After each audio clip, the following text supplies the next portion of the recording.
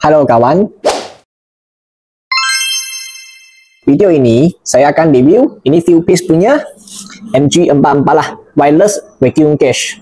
Jika korang sudah beli ini, korang tengok dia ada free ini adapter. Korang boleh macam ni sambung atau macam ni sambung pun boleh. Ikut anda suka hati lah. Macam mana sambung? Ini 2 hun bagi 2 hun. Dia sambung untuk korang tengok. Sambung balik sini. Korang tengok ini apa benda. Ini buff core remover. Jika korang tengok sebelum saya punya video, saya ada terangkan ini buff core remover macam mana guna. Dan ini vacuum pump macam mana guna. Korang boleh sambung dengan ini vacuum cache. Pun ada orang panggil dia micron cache lah. Macam mana guna? You kena buka dulu.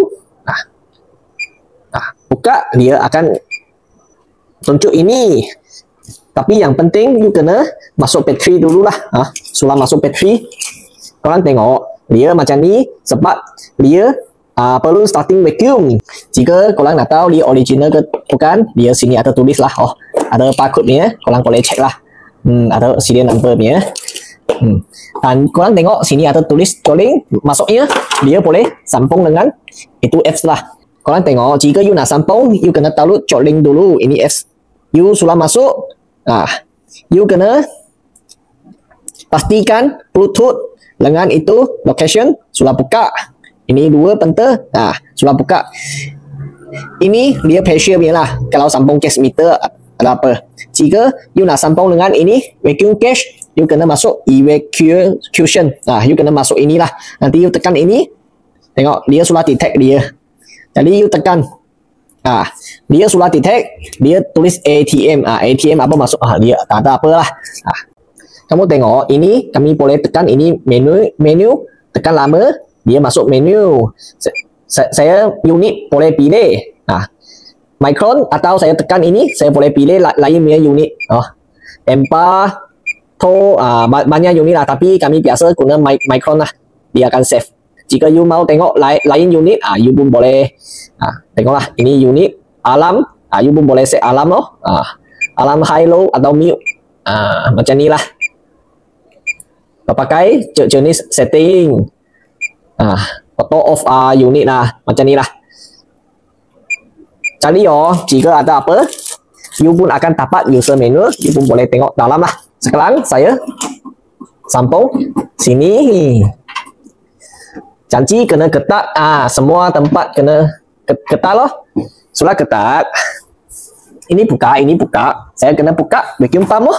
Sekarang korang tengok sini tak ada tunjuk apa. Tetapi sekarang saya start buka vacuum pump. Tengok akan macam mana. Buka.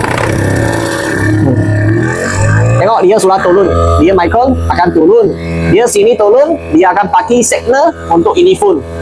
Ini pun akan turun lah. Tetapi mesti ada delay sikit lah. Sebab dia wireless mah. Dia sini turun terlalu cepat, nanti sini baru akan respon lah. Semua sambungan kena ketat. Kena ketat loh, semua sambungan. Ini yang basic ni. Jika sekarang kami vacuum, korang tengok dia akan turun lah. You boleh tengok di phone lah. You boleh pun tengoklah, you tak payah di atas bumbung atau di atas tangga, tengoklah. You boleh di bawah relax, tengok dia punya micron. Tengok dia turun sampai berapa loh, macam ni. Jadi ini dia kegunaan macam ni lah.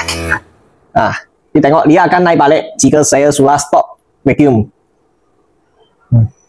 Jika korang ada minat pada vacuum cache ini, boleh bagi tahu je. Dan jika anda sudah tengok habis video ini, anda sudah faham macam mana guna, boleh like, komen dan share.